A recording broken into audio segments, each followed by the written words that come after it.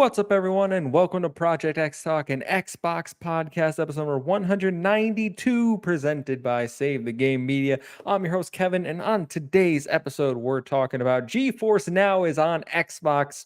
Kind of.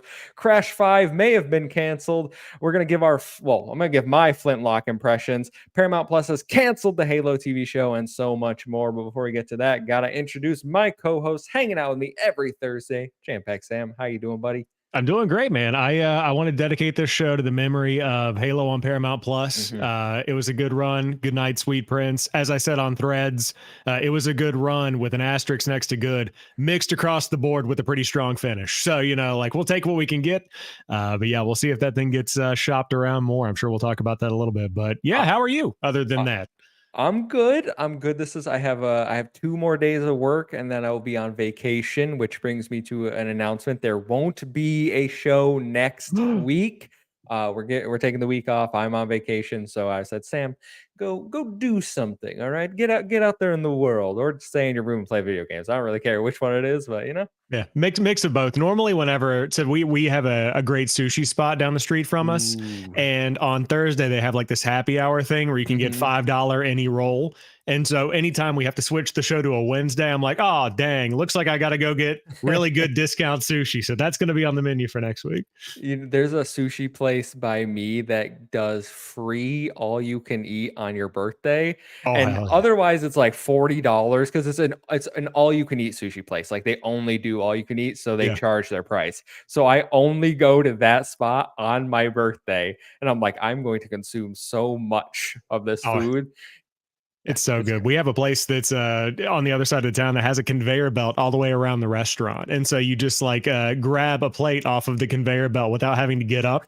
And it is peak cuisine because I don't have to do anything and it's got everything I need. I love those places. Oh, that's so good. That's so good. Well, yes, enjoy your sushi while I'm sitting on the beach next week. But everyone, don't show up next Thursday. All right. Come back in 2 weeks. We'll be here with all your goodness. All right. But if you are curious, this is Project X Talk. We are an Xbox podcast that's live every Thursday right here on youtube.com/save the game media. If you can't catch us live, we post every Friday morning on your favorite audio platform of choice. Way over there, make sure to drop us that 5-star review. It does help us in the algorithm, and we're getting close to Extra Life. Extra Life is the first weekend of November, and maybe some reviews will help you with some giveaways. I'm just saying, if you want to donate, review, giveaways to be had in Extra Lifetime. So just a little thing to keep an eye on.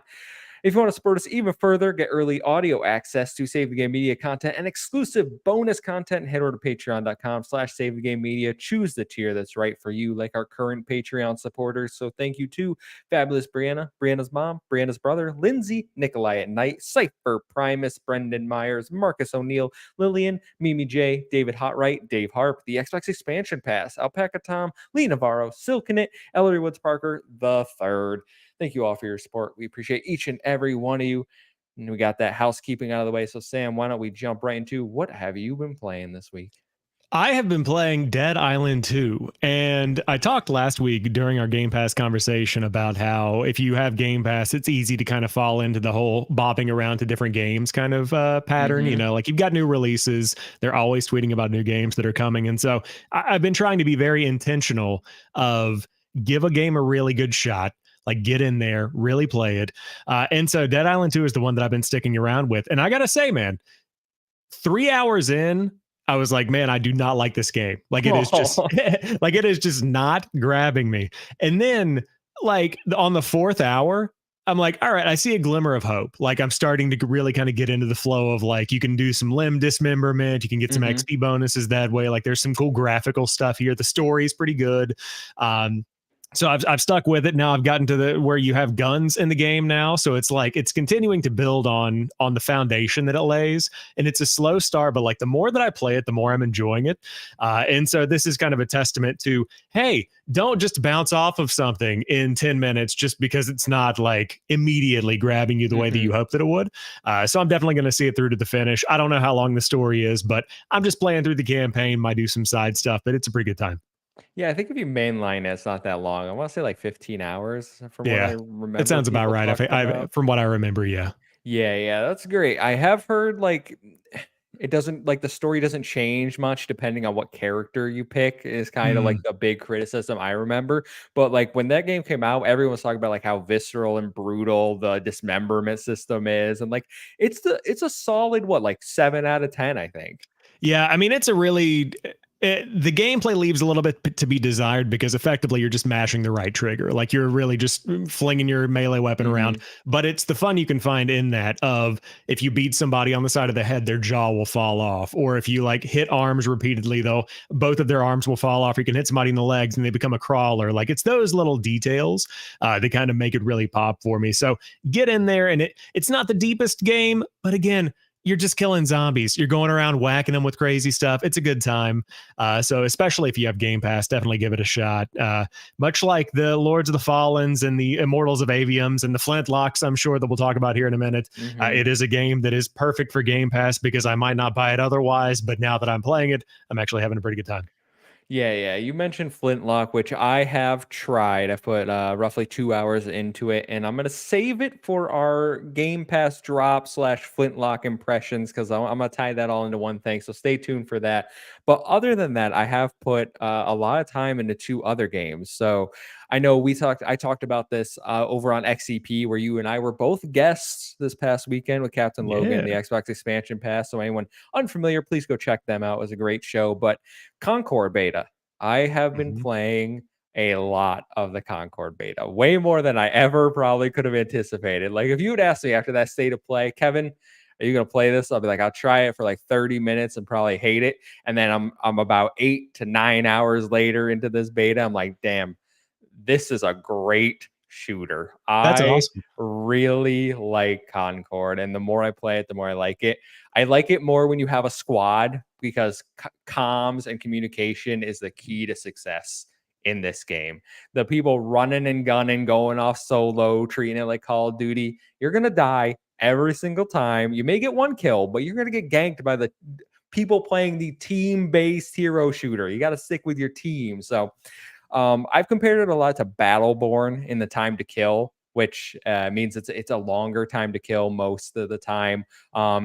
My big concerns are I don't think every character really has like a good aesthetic. I don't think every character really. My camera's gone. I don't know why that happened. That's sweet. I Ooh. um Cool. I will try to unplug that. I'll keep talking. I'll throw once we get into the main story. I'll throw it to you. It's an audio podcast. So, okay, luckily, but luckily, okay. Concord is a really good time as long as you have people to play with. Other than that, it's like I think it peaked at like 2,000 players today on Steam for the open beta, which isn't filling me with much confidence that this game is going to be a runaway success. I know it is only $40, but I do have longevity concerns. Yeah, I mean, when it comes to games like this, one of the let's back up. There's a whole lot of armchair experts on social media. I haven't talked about Concord because guess what? I haven't played it. And so I think a lot of people are probably in that camp of just doing the armchair commentary of if this game is going to be successful or not.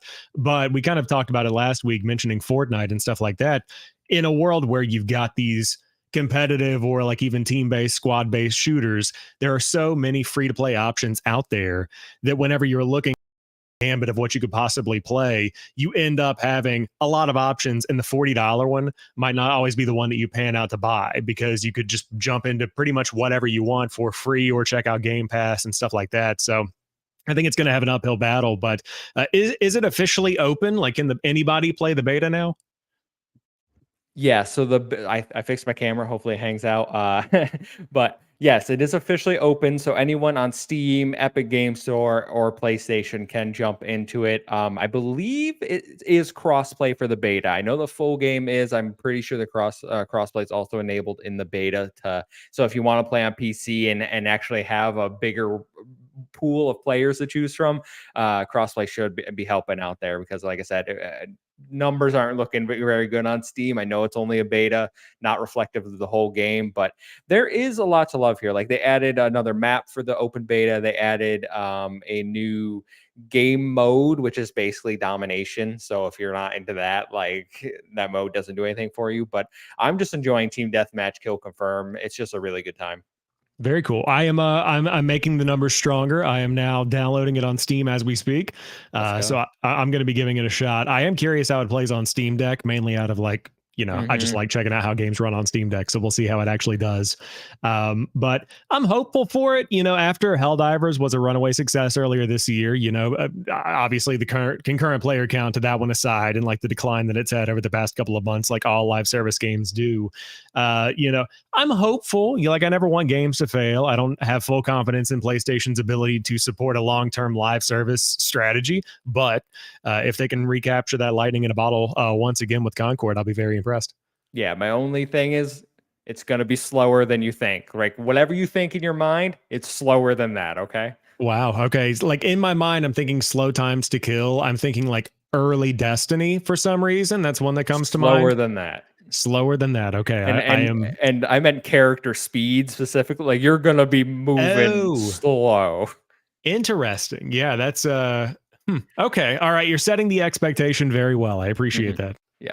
The other game I want to talk about, which is the complete opposite of slow, Neon White. I Okay. have, Oh, yes. yeah. You and I have been talking about this for a few weeks now. We were both excited when it came to Game Pass. I can't wait for you to check this one out. I know you jumped into it for like a little bit, I think you Yeah. told Just me. a little bit, like 30 Yeah. minutes or so. Yeah. I can't wait for you to dive deeper into it because, man, I love this game. I beat Neon White in roughly about 5 hours is what it took me. And then I looked up the world record and people are doing it in 35 minutes. And I was like, that is insane. Like That's speed wild. running is the name of the game in this. But for anyone unfamiliar, Neon White is basically it's a level-based speed runner. So essentially, you get these cards with different abilities. Like some will give you a double jump, some will let you zoom across the map, and then as you go on, they get more and more complicated. Like you turn into a fireball and you can shoot yourself places. My favorite one, you get a rocket launcher, and then you rocket jump around the map. So like there'll be wooden walls, and then you'll just like have to rocket jump up like into the sky. You can also that one has a grappling hook, so you can grappling hook to certain locations. It's just awesome the things that they do. Like the level design is immaculate. I think there were a few levels that were difficult in the later chapters, especially the boss fights, because they throw a lot of stuff all at you all at once, and you got to like dodge the bullets, and like it kind of becomes like a bullet hell. But if you utilize the movement, the cards in the appropriate way, like there is something really special about this game. The way it feels, the level design, the characters. Like I don't care about the story, but man, playing this game so satisfying. Yeah, I played it for about 30 minutes or so. I think I'm probably like 5 or 6 levels in, something like that. I've just met the female character that Hmm. your person flirts with or whatever. It is so fun. I know we've been joking about how like we kind of willed this one into existence by being like, where is Neon White? It's been 2 or 3 years since it was shown off and confirmed to be coming to Game Pass and Xbox. But yeah, I mean, immediately playing it, it's almost like it's obviously a speed running game. It kind of reminds me of like there's a dash of like CS:GO surfing in there if you're on the Hmm. PC side. It's Surfing got a on the little bit of water is that. key. Yeah, it's got stuff like that where it's like you just have this sense of momentum, and like you said, it just flows really well. But beyond that, I love the card system, and the controls are really good for Xbox as well. It definitely feels like a game that is kind of designed for PC. But then you think about it released on Nintendo Switch first, so if it can play well on Nintendo Switch, then it's going to play well on Xbox Hmm. and look great. So yeah, it's next up on my list of like either integrating into Dead Island as I'm kind of like bouncing around, or the next thing that I play through in full after Dead Island. I'm very excited. Yeah, and this game is built for shortcuts. Like I said, like there's a certain thing later which lets you teleport to enemies and kill them instantly. And I fell out of the map somehow, but I was like trapped on the side of a building, and I just looked at the window and I was like, "Can I warp through object?" And you can. There was no collision. I was like, "That is so cool." That like the designers are like, "We're gonna give you we're going to give you a path, but you can go off of it. We are not going to give you all these restrictions and like use the cards to your ability." Yeah, definitely. I love the freedom they've got here. Like you said, even just a couple of minutes in, you've got a solid mix of like guns in the way that they play and their abilities and stuff like that. So lots of variety there, and it just feels like a really, really good game. Hmm. Yeah, Silken It speedruns of Neon White are awesome to watch. They certainly are. So if you haven't checked out Neon White, highly recommend go play that game. It's on Game Pass now, and not very long. You can play it in between other things. Like you can beat a mission in like 30 minutes at most, probably. So it is a good like if you got limited time, just bang out some missions. Yeah, get in there. I'm gonna do it. All right. Well, let's jump into the news because it was looking like a slow news week, and then some things broke right before we went live. But first up, something that dropped yesterday. You can play GeForce Now on Xbox, kind of. So Xbox has officially brought GeForce Now to Xbox, stating in a tweet today. GeForce Now integration will be available, and you will be able to run compatible games on GeForce Now from your Xbox Store pages. Is the full statement there. So when I saw this, I was a little confused because I thought that they were saying, hey, you can boot up your Xbox console. And if you have GeForce Now and it's linked to your Xbox account, because I know it's like a PC thing, you can stream it through GeForce Now on your console. What people have corrected me and told me, and if I'm wrong, please let me know, is that you can go to the Xbox Store page websites, and that's where you can do either xCloud or GeForce Now. Yeah, it's a super interesting integration. I know that we were talking back and forth in the XEP Discord, and this is something that had been found on the back end of certain Xbox pages last month, where there was some kind of cloud gaming integration with GeForce Now, and so it's just another example of post acquisition them trying to look as friendly as possible. Like they're trying to not be combative. They're trying to not dominate the cloud gaming space because that was one of the areas of scrutiny. And I think this is just another example of them trying to look like they're playing as nice as they possibly can with as many people as possible. So I don't think this is something that, again, much like the rest of cloud gaming, a ton of people are going to use. But it is nice to see like a deeper integration for the people that do use it to kind of nurture that. And again, like we said last week, more people playing games with this technology will nurture it and help it continue to grow through the years and really become a viable way or even an alternative to a console or any kind of other PC gaming equipment. So I saw some discussion about like this basically kills Xbox cloud gaming because GeForce Now is a superior cloud gaming product. I think the way that they've done it though kind of makes it inconvenient for people. Like if I'm on my Xbox console and I want to stream a game, xCloud is still the only option. I'm not going to go to my PC. I'm not going to go somewhere else and use GeForce Now on the Xbox page. Like I would just use GeForce Now on my PC if that's what I was going to do. Like this is another $20 subscription that you would have to do. It's cool that people have that option. I just don't personally see this as like what I initially thought, which I think would be a much bigger deal, is getting it on the console user interface, like have it on the store pages on the console, says stream with xCloud, and then next to it, stream with GeForce Now. Like that would be crazy. Yeah, I don't see this as being like a big threat to the way that people play Xbox games today. I'm reading through one of the articles on Forbes right now that basically recommends that you download the GeForce Now app on your PC, and then you can play games on PC Game Pass through the GeForce Now app to get the most high quality user experience. But yeah, I think it's all about options. And I was thinking about this on the way to work today. And obviously, we had Prime Day, and I put a post out on Thread saying that I was thinking about buying a new Kindle, but in reality, I just want to read more on the one that I've got. Trying to like expand my media, get back into like actually, building up the brain muscle a little bit. But I was thinking about Kindle, and it's like read on the Kindle app. And so they've got the mobile app, and immediately the reaction is, why would I ever want to buy a dedicated Kindle whenever I could just Hmm. read on the mobile app on my phone? And so I immediately thought this is the exact same scenario as having cloud gaming or having PC Game Pass versus console Game Pass or any of these other options. People just like having one of these ways to experience their books. And a lot of people like having a Kindle. I like having a Kindle in the same way that people like having a console. So stuff like the GeForce Now app is the equivalent of like a Kindle mobile app, where if you want it there, it's there. If you don't want it there, you don't have to use it. If you want to stream it on cloud gaming through Xbox, you can, or another service. It doesn't matter as long as you're playing the game and enjoying the content. Yeah, because there are people that no matter what, they're not going to buy a Kindle, right? Like Right. they might have something against Amazon, they might not like the interface, whatever. But like the Kindle app on something they already own is a much easier ask for people, and I think that's the strategy we see Xbox taking. Yeah, 100%. Because either way, you're buying or borrowing from the library, whatever you do, you're getting ebooks no matter how you cut it. And so, in the same way, you're playing Xbox games, whether you're playing Starfield on an Xbox or a PC or through a cloud streaming service, or a better example even than that is something like Sea of Thieves on PlayStation, cloud gaming, Hmm. whatever. They don't care. You're still playing the game, so it's a net benefit for them either way.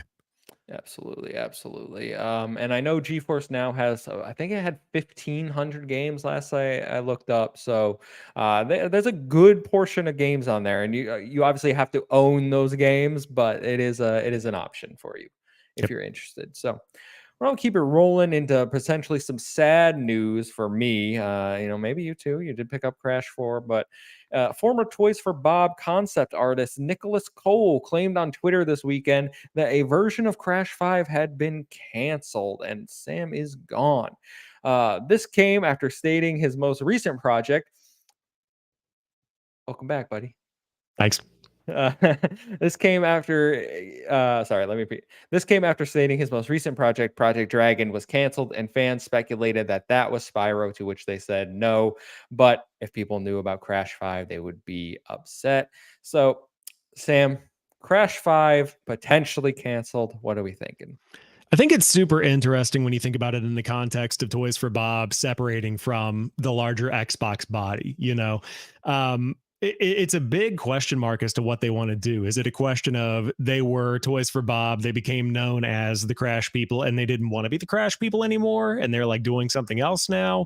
Or was it like an IP issue that they ran into with Activision and Xbox? It's just so interesting to see this company kind of evolve and build a name for itself, and then kind of seemingly redefine it a little bit. I don't know. It's so strange. But I also question the, relevance of Crash in the modern day, because we talk about Crash Team Rumble. I mean, you and I love Crash because we grew up on it, and it's like a thing that we have really fond nostalgic memories of. But in terms of like thinking about Crash as what used to be the PlayStation mascot in my mind for a lot of like the PS1 generation, I mean, he's in Uncharted. There's a full emulation of like one of the levels from the original Crash Bandicoot in the Mhm. game. It's a core part of that early 2000s, late 90s gaming DNA. But in 2024, do people really know who the Bandicoot is if you went up and asked anybody between the ages of 12 and 15? Like, is that still a relevant thing that they would want to go out and buy? And I just don't know if it is. I don't know. That's funny you say that because I saw a YouTube short this week that was someone going up and asking kids what's the worst video game of all time, and multiple children said Red Dead Redemption 2, and I was like blown away. And then That's ask one crazy. adult who says ET, and I was like, that makes sense to me.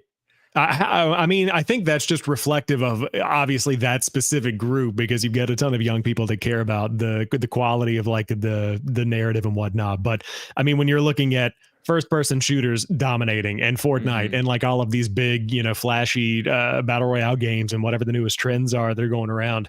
Red Dead Redemption 2 is not that. It is a very deep like RPG thing, but to say it's like one of the worst games of all time, wild take right there. Yeah, I don't like that's not a game for me, but I would never make that claim. That's wild. But getting back to Crash, so everyone brings up relevance of Crash, and they just announced that the Insane trilogy had hit 20 million sold. And I looked up Crash 4 sales, and last reported was 5 million. If Xbox doesn't think 5 million copies sold is worth it, then I'm not sure what they're looking for. Like I am in my view, you would Xbox should kill. They should beg to have a 5 million seller. I know it will go into Game Pass, and maybe they're looking at that and say, well, maybe the engagement wouldn't be there for Game Pass. Maybe the sales on top of Game Pass wouldn't be there. But if you put that on PlayStation, Switch 2, I still think you could get decent sales with Crash Bandicoot, with it being in Game Pass, and then the people that don't have Game Pass on Xbox that want it. I still think there's a market there for it. I'm hopeful that Crash isn't just gone forever, even if a version of Crash 5 may have been canceled. Like Toys for Bob seemingly is doing a Spyro game from everything they've hinted at. I'd be thrown off if it wasn't Spyro, but I really do feel like we will get more Crash Bandicoot at some point. Yeah, I mean, I don't think he'll ever go away. Like, I think he's always going to be there. I just hope it doesn't revert to like Crash Bandicoot, just mobile games, like that kind of thing where it's just people that grew up on it killing time when they take the subway to work or whatever.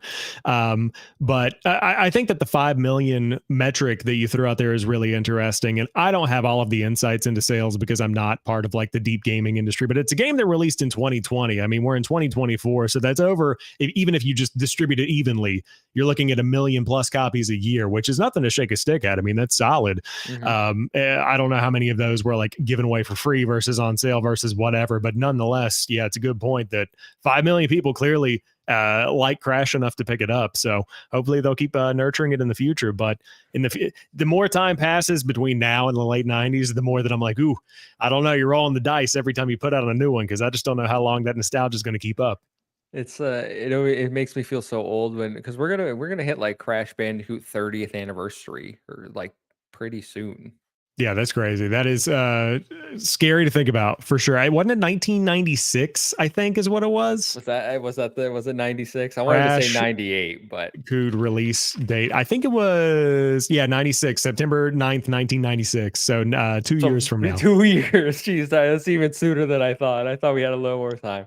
Yeah, Mm, Crash is certainly old. Spyro's old. A lot of those platforming mascots we grew up on are getting up there.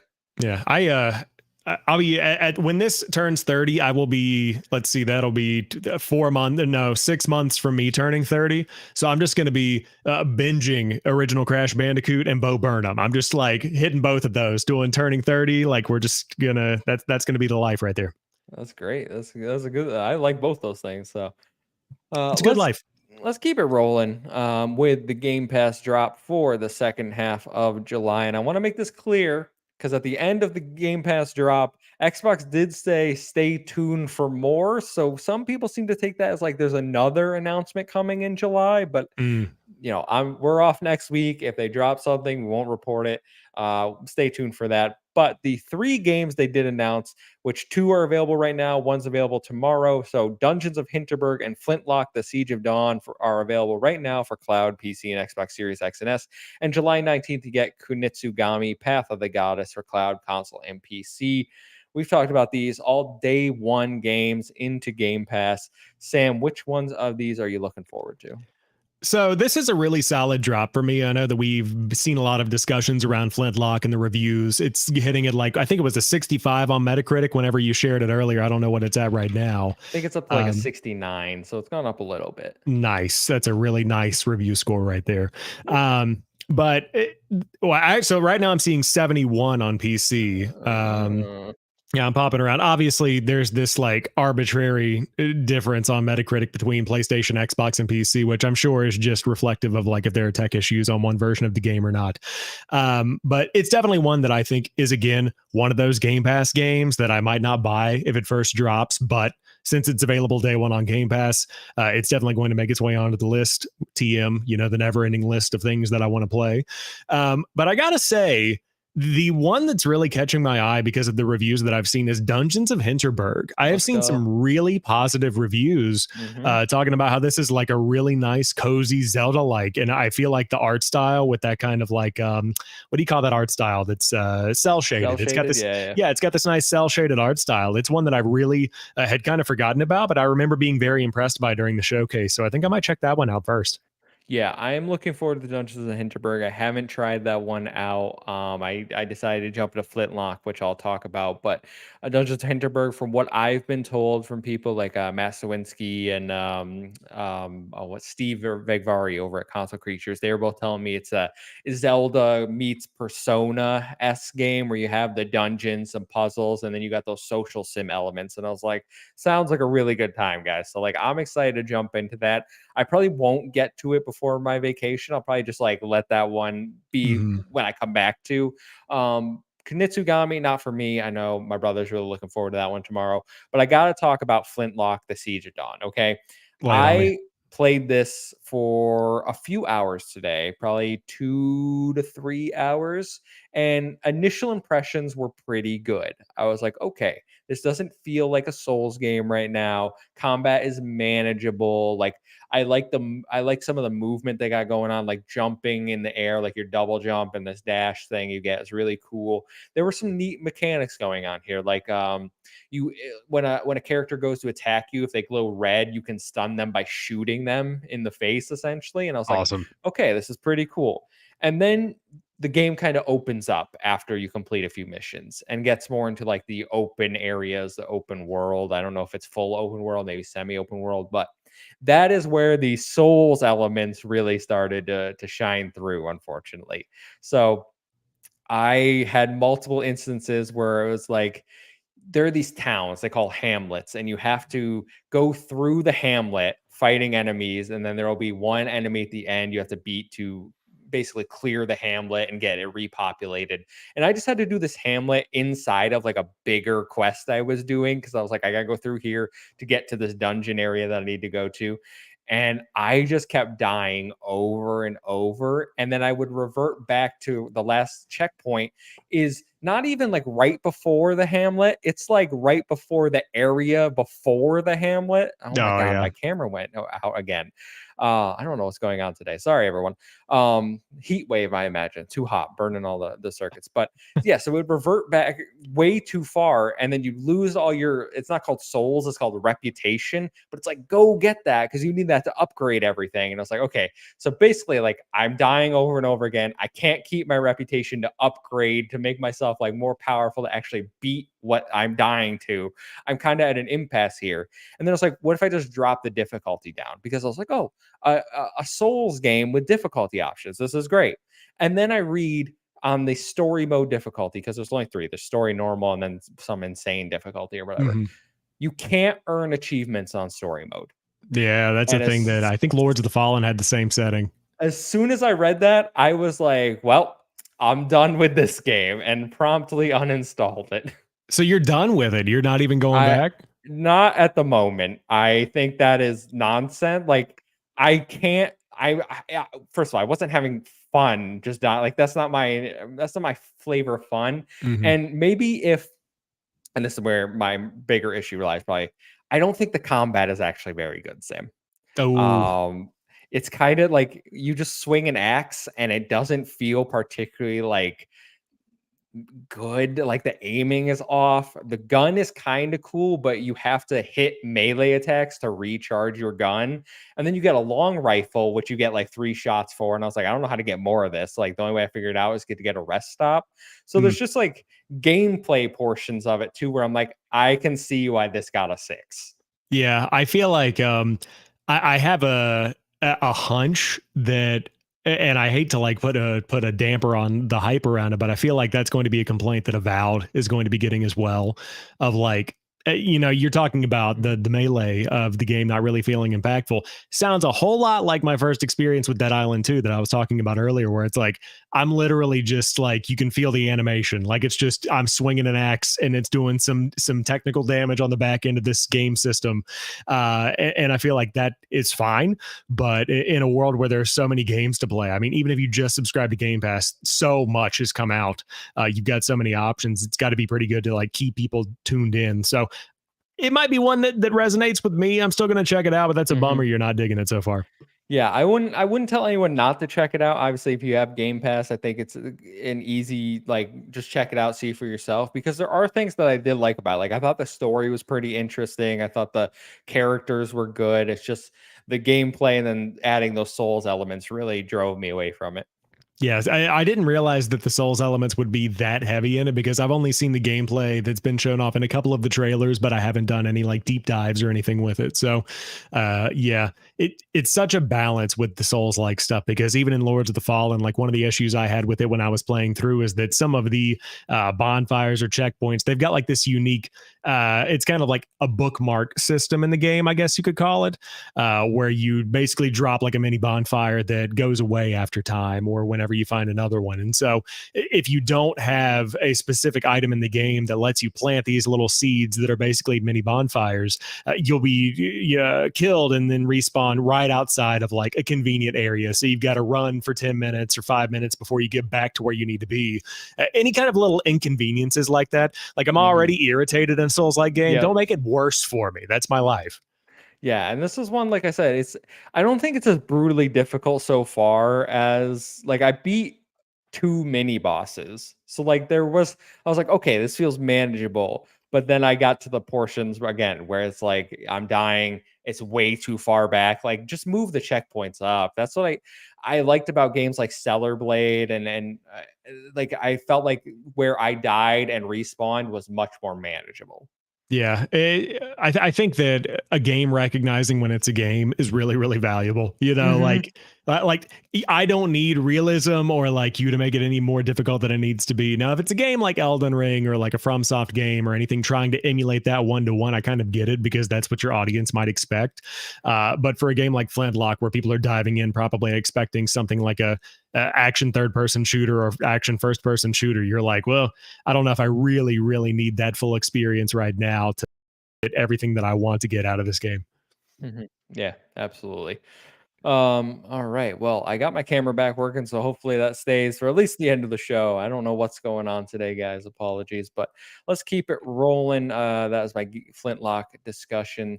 Story number 4: Paramount Plus has canceled the Halo TV show after 2 seasons. Apparently, the network and studio are still shopping it around to other subscription services. But Sam, you and I, we did a whole XTalk post show series about the Halo TV show for season 2. We were both much higher on season 2 than season 1, but how you feel about the cancellation? I mean, it's just so the whole situation is disappointing because you start off with season one, you got Master Cheeks, you got like this weird timeline. They've got minimal action, a whole lot of drama, minimal helmet time, which I know is like a running complaint within the community. But beyond that, season two turned a lot of that around. Like you have more action. You had the Arbiter coming in towards the end, or one of, not Mhm. the Arbiter from A, Halo 2, but like a an Arbiter. arbiter. Yeah, you had an Arbiter, and then they're trying to like tie up all these little storylines they've got. Like it was really coming together, and then you just have like this sick flood animation towards the end of the season. Not at this point, I don't care about spoilers. It's been long enough. Yeah, if you're Uh, gonna watch it, you watched it. yeah, if you're gonna watch it, you've already watched it by now. But it's like you were just getting to where it's good, and now here you are canceling it.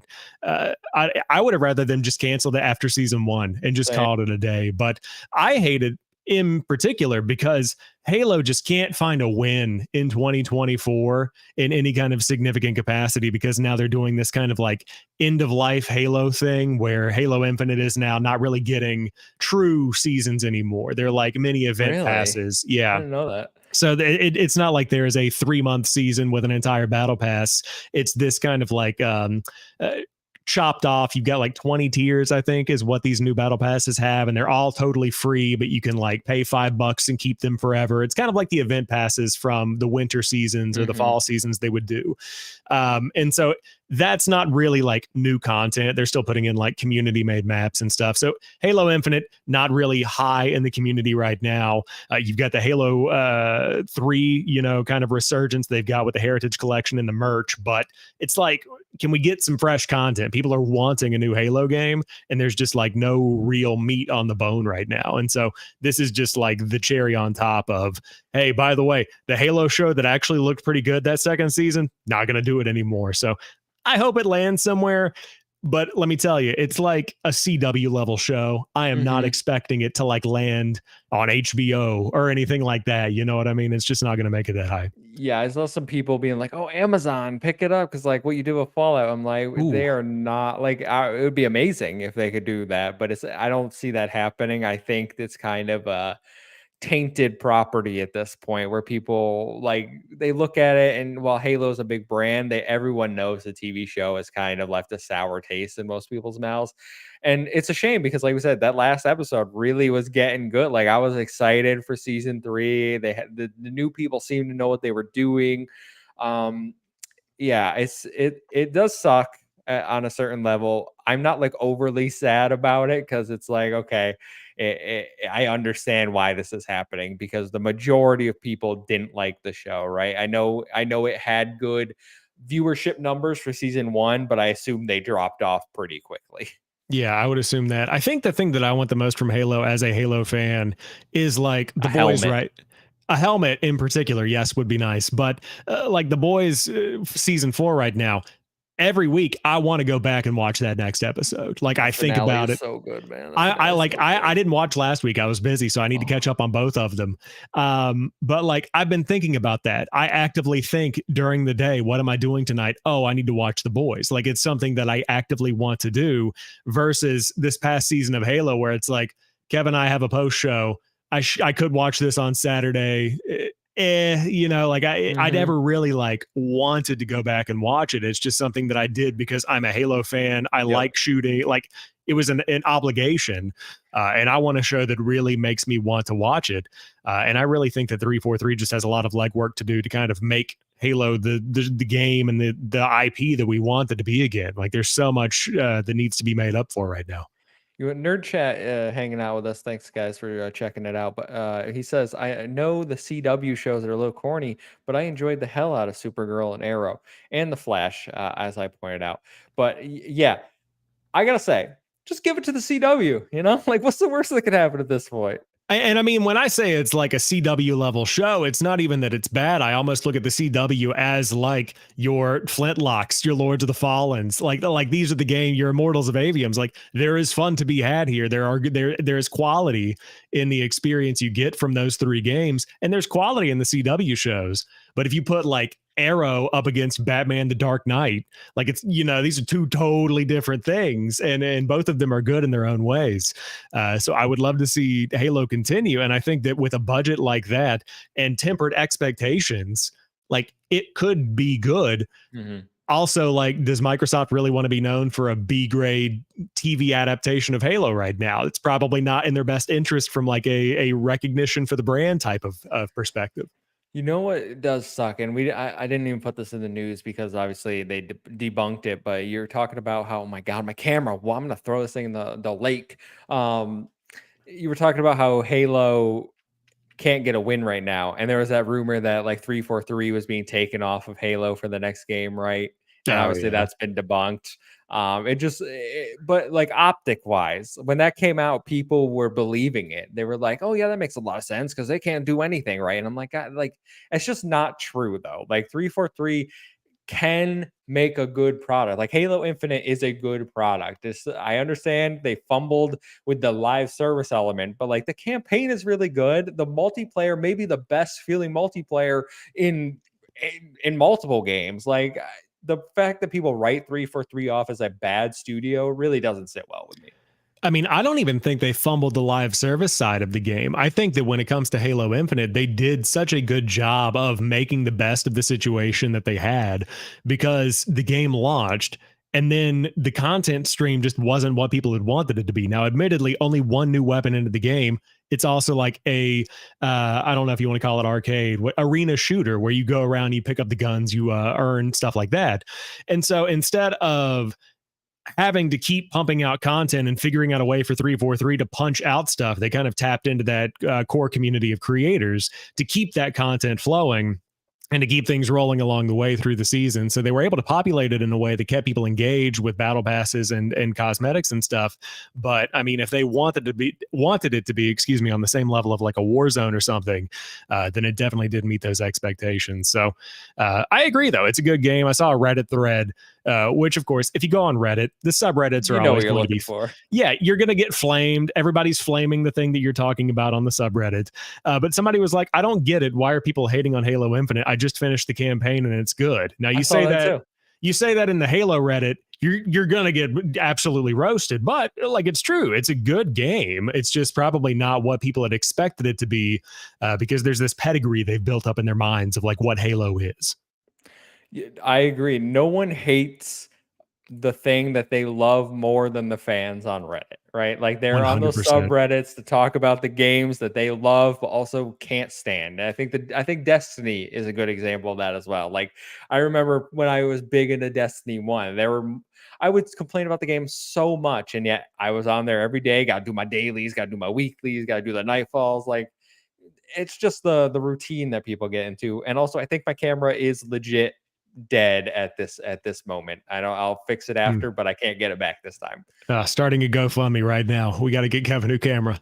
Yeah. Patreon.com/SaveTheGameMedia gets a new camera.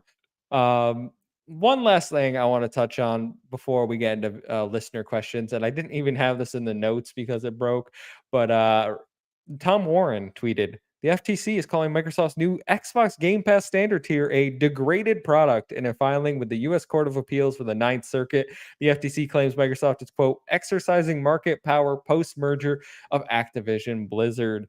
And then he posts the brief, which says the Federal Trade Commission writes to alert the court to Microsoft's announced price increases in the multi-game subscription and cloud gaming markets, which the district court found relevant to the merger. Microsoft is raising the price in Game Pass Ultimate from $16.99 to $19.99, a 17% year-over-year increase. Additionally, Microsoft's continue whatever, they just go through it basically, and then they say Microsoft's price increases and products degrade, combined with Microsoft's reduced investments in output and product quality with employee layoffs. Wow, they're really going at Microsoft here in this thing. But obviously not lawyers. I just wanted to bring this to everyone's attention. You have any comments about it, Sam? I think that it is very interesting to see them continue to kind of do this thing. And this is what the FTC does. This is what they're here to do. They're here to nitpick and like try to call stuff out as it comes. And I mean, I see where they're coming from with this because the acquisition is pretty clearly to blame for the price hike. I mean, let's call it what it is. They call out like it sounds much bigger than, oh, it's an extra $3 a month. It's 17% more year over year. That's not a small number. That's double digits. And it's clear that that is for Activision Blizzard games, the increased quality of the catalog as they described it in their blog post originally.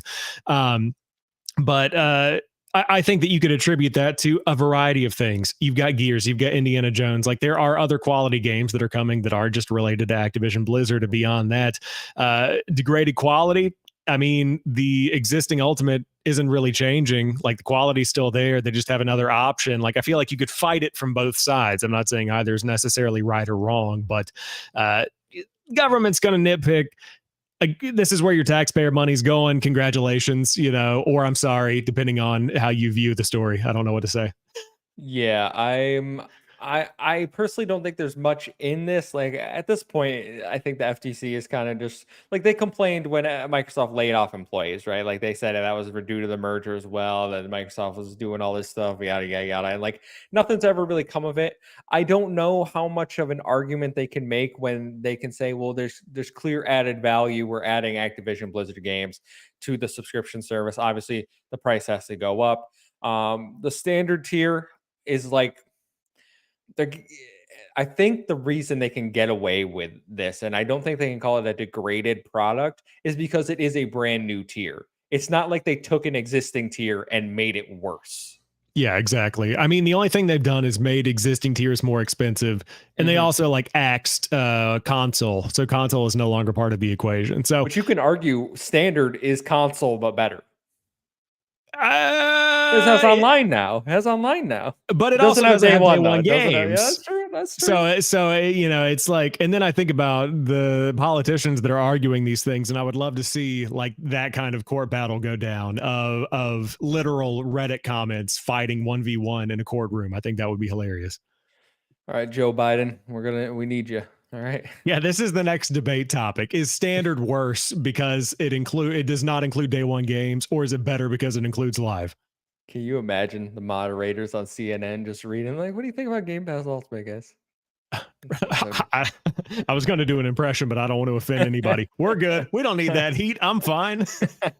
You don't know which one I was going to do. Don't point your finger at me. That's true. I don't know which one. That's right. All right, let's get to listener questions to round out the show. Brandon writes in, says, stupid question for fun. What's an Xbox franchise you'd love to see get the Dynasty Warriors treatment? Ooh, Dynasty Warriors treatment. That is interesting. Gosh, what's yours? I got to think of one. I feel like Fable would be a good Dynasty Warriors game because you have a lot of like fantasy elements, like with the enemies. That could be fun to hack and slash those up, and it's kind of already got some elements of that, like swords and magic in there. And just to be clear, this is talking about like a Hyrule Warrior style game, right? Yeah, Where it's yeah, okay, all right, yeah. I think I yeah. would probably go. Weirdly enough, I feel like Doom would be neat. He has give him a sword. Yeah, I'll be down with that. Give I him a mean, like shield and sword. I'm just talking about like, I mean, I haven't really played a ton of Dynasty Warriors games. I just know that it's like you have this little mob of people and you're like Hmm. attacking general areas. Like I think about Link in Hyrule Warriors in particular. But like have the Doomslayer over there just tearing through like an entire army of demons and Hmm. whatnot from hell. Like I feel like that would be pretty neat. I'd be down for that. We could. Why don't we mix it up? Give them guns and you know what? Gears of War. Everyone just gets chainsaw weapons. Very All nice. right, just hacking through locusts. That'd be cool. Dynasty Warriors Combat Evolved is a very interesting suggestion. A Halo game with the Flood would be interesting as well with the Dynasty Warriors kind of spin on it. Just plasma swords, hammers. Heck yeah, heck That'd be yeah. cool. Or any new Halo game, really. You know, we'll take anything. Yeah, yeah, and literally anything. All right, Yeah, do we're whatever we're you want, we're begging. please. Sam Heaney writes in with Game Pass drops of late seemingly becoming a little more sparse in comparison to the mega drops of old. What effect do you guys think this will have on consumers' perspectives and behaviors? Less games should mean that the quality is raised, but that isn't guaranteed. Do you think as this continues, people will prefer to value access to games and the quantity of them rather than the quality? Which is more important? I think it's such an interesting question, and it's one that I've been thinking about a lot with things like Lords of the Fallen and Dead Island 2 and Flintlock Siege of Dawn. Like I think that Game Pass for me is like I think I said it before on a show where we were talking about the new tiers, but it's the double A like subscription for me. This is where I play the games that I wouldn't necessarily pick up for 60 or 70 bucks, but that I still want to play and spend time with. Uh, and I just don't know if like that's what people want from their service. I think that it's almost like if you are somebody like me that likes playing those games, you get a ton of bang for your buck. But if you're more of the mainstream, yeah, you get your EA Play stuff. Yeah, you get your Black Ops and your Call of Duties eventually, hopefully with Modern Warfare 3 and hopefully an Activision back catalog. I'm saying hopefully a lot because those things aren't right now. So like a lot of pending awesome stuff coming right there. And then your mainstream games like your Gears and like your other stuff that, obviously we expect from Microsoft. But I do think that the quality of the games is going to be what drives it in the mainstream, while the quantity is what drives it in our communities. And for people like me that are looking for that volume to be able to just have this huge catalog that they don't really need to think about it, they probably have it on Game Pass. Yeah, it's an interesting thinking point. It all depends on what your value proposition is, I think. Like when I see a drop like we had today that we talked about where it's 3 day one games and one is, a 6, the other two are around the 8 range. Like those are objectively like that's a quality drop, I think. It's not a quantity drop. But then I look at the people that what if they see these 3 games and none of them are for them, right? Like that drop is pointless to you. Meanwhile, you can have drops like we had multiple times this year where there's like 8 to 10 games, and chances are like probably one of those games is going to be for you. Is it more valuable for you to have 1 game a month, a drop, than to have 3 high quality games that you might not be interested in? Yeah, no, I mean, I think it's a really good point, and I would even argue that a drop like the one that we were just going through today, with the 3 main games being Kunitsugami, Dungeons of Hinterberg, and Flintlock. I think the mainstream people, if they're like, oh, what's this Game Pass thing? I just got a Game Pass, or I just got an Xbox. Let me boot up, see what's on Game Pass. That's like a no, like no one even knows what these games are unless you're like Mm, tuned in yeah, yeah. to the stuff like to like me and you and the people that are listening to this podcast. I think that the things that are really going to be turning heads are the big ones: Doom, the Dark Ages, Indiana Jones, Black Ops 6. Like those are the ones. And even then, if you're hitting one big release quarterly, is that going to be enough to warrant you spending $20 a month to get these games on day one? That's the real question. And it's not up to like me or you to like say what else other people should do with their money, but like it's worth it for me because of that other backlog. I just don't know if you can swing that instead of just buying the specific 2 or 3 games you might want. Hmm. Yeah, I think it depends on what you value personally. I think I like the more options as like I think I get more excited when I see like 8 games coming as opposed to 3. Even though like I was interested in 2 out of the 3 this month, but like one's a dud for me. Hopefully, Dungeons of Hinterberg hits, but I do get more excited when we get those big drops. Yeah, I think it's hard because like I just wonder what's working on the back end too. When you have a drop of 8 games, like I love seeing a giant catalog where I can look and be like, look at these things I feel like I own, but in reality just kind of rent. Like I like seeing that giant graph and we can talk through each game and the quality of them, but it comes down to like the time element as well, where like any given day of the week, I might have 2 to 3 hours. Hmm. Most days, I've got like an hour to really get into a game before I'm like, I'm good. I'm going to bed right now. I'm pretty tired. So I think a lot of people are probably in that boat where even if you have 8 games, 6 of them get put on the backlog and you play 2 of them in the month if you're having a good month with a lot of time. And I think that's difficult on the back end because I'm wondering like what's the engagement on the smaller ones? Like in this new drop, Yep. how much Flintlock Siege of Dawn is being played compared to a Dungeons of Hinterberg or vice versa? Like that's going to be a really interesting metric even in the smaller launches. Yeah, because I've seen plenty of marketing for Flintlock, and obviously it's been at their showcase multiple times. Kinitsugami, I think, has been pushed pretty well, but like Dungeons of Hinterberg, I've seen nothing for, and obviously that's a like an indie game, so Mhm. I wouldn't expect them to have the marketing budget. But if I had to guess, like, is Game Pass engagement going to be anywhere near as big as those other two? Like, probably not. Yeah, it's like I would love to have a deeper analysis with like people that are in the know on this. I don't know if that's like somebody like a Michael Pachter that's doing Hmm. the industry insights and stuff like that. But like Dungeons of Hinterberg, I think that's also on PS5. I'm pretty sure. I want to verify though. Let's see, I Dungeons think of all of these are on PS5 as well. yeah. I want to make sure. Yes. Ooh, wait, hold up. Is it not? It is not. It's only on Xbox and PCs right now. Oh, interesting. Interesting. But either way, for a multi-platform game in particular, whatever, pick your poison, whatever it is Game Pass driving more engagement or would it, I guess, is it driving more engagement? And beyond that, what's the monetary side looking like compared to what it would have done without Game Pass? If we're just talking about how it's helping developers and how it's getting people playing the games. But yeah, I think to the original question that we've gone off on a tangent on, I think for people like me, it's quantity. For other people, it's probably quality. Hmm. All right, last question, then we can get out of here. Terabo writes in, reports say Game Pass revenue will increase and will further increase for 2025. In a sense, Xbox is winning, and so are, I assume, consumers due to consistent drops. They forgot a word, I believe. Avowed, Indiana Jones, Stalker 2, Towerborn, Fable, Outer Worlds 2, etc., etc. Is there an overreaction from people, certain groups, given that everyone is actually winning? It's a very positive spin question, I think, because uh, yeah, revenues are going to go up. They just increase the price of the damn service. Like, what are you talking about?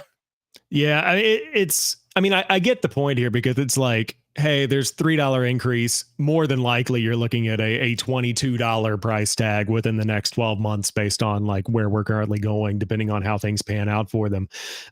Let's just assume there's another price increase in there. Even so, the point here is that you're also getting way more games. You've got tons of high quality stuff coming. I mean, we all agreed 2 months ago that Xbox just had the best show in their history, pretty much. Like that's, I don't even want to call it a fact because it's a subjective thing, but like it was pretty much across the board. People loved what was shown off and seen. And so when you're looking at that lineup, yeah, I mean, I think that everybody's kind of winning here. And the real thing is that you have options of how you want to play. You can close your eyes and pretend the Game Pass isn't there and totally forget there's been any kind of increase or there will be a potential increase. And you can just pay for Gears and Indiana Jones and the Outer Worlds 2 and like rattle off a list of giant games coming. Or you can subscribe, whatever you want. I'm positive in that way because I think we're getting more high quality games. Hmm. I just hope that I have time to play them all, and all of them get the attention they deserve, because we've seen what happens when games don't get the attention they deserve, and it ends up with people getting teams slashed, and projects getting put on hold or canceled indefinitely.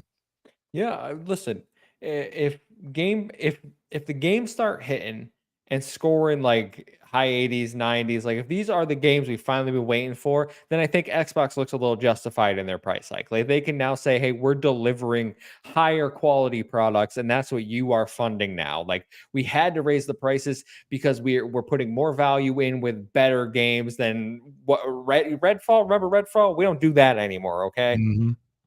Yeah, no, I totally agree. It's almost like paying taxes to a certain degree, which no one likes doing. Like, it sucks when you literally have to pay hundreds of dollars or thousands of dollars and you get nothing. Um, but when you're driving down the road and it's freshly paved and it's like doing that thing where you're driving and it doesn't make any sound when your tires hit the road, like, oh, that's great. I paid for that. Fantastic. Phenomenal. Give me 14 of them right now, as they say on TikTok, like that kind of thing. Yeah, that's what I want to see Xbox do with their quality. And I think that's whenever you start to see that recurring value, like you said, of people saying, oh, I've been paying $20 a month, but dang, Gears, a banger, 10 out of 10. Black Ops 6, 10 out of 10. The next Forza, 10 out of 10. If the next Halo comes out and they're like, oh, this is it, like this is what we wanted Infinite to be. It's Unreal Engine 5. It looks great. The Flood is back, reboot of the story, whatever. That's when you start seeing people say, okay, I get we had to go through that to get to this. And I think that's hopefully what Microsoft is pushing towards right now. So I would love to see some higher ratings. That would help a ton. Yeah, Ghostly Guides points out, but they haven't shown they aren't doing that anymore, which I think is one of the big problems. Like you increase the price after the quality has been added, not before, and they did it before the No, I quality. I totally agree. Like right now, you are basically you're buying into the future. You are funding the future development, and there is a totally fair point of like, I've been doing that since 2017. Where's Yeah. my games at? Like I hear it. I totally understand. Yeah, absolutely. Well, that's all we have for this week's show. Everyone, again, apologies for the camera if you're watching us on YouTube. If you just want to hear our nice voices, go over to the audio feeds. You can catch us there, Project X Talk on every audio platform. But Sam, where can people find you until we have another show in 2 weeks? 2 weeks from now, you can find me over at Threads with JamPackSam. I got TikTok, YouTube, Instagram, all that stuff, putting out some good content over there. And yeah, another week of good content, good games. I'm looking forward to rolling credits on Dead Island 2, talking about that a little bit. But until then, I'll be back in 2 weeks. Enjoy your vacation. I will. Looking forward to hearing about that, and hopefully you get some good rest and relaxation. You deserve it. Yeah, I got one of those beach chairs that leans all the way back, and then I just kind of take Ooh. naps like all every day. I Oh just yeah. nap. It's I'm nice. weird. I like throw down a towel and I just lay down. I do kind of like a little head divot in the sand so that I don't have like a Mm. weird neck crank. And then I Hmm. just lay there and I just bake like a Costco rotisserie in the bag. I'm just there, just staying warm. You have your fiance flip you over so you don't like burn on It's one more side. so like if I'm turning red, just like shoot me with some Mm. sunscreen and then just leave me be.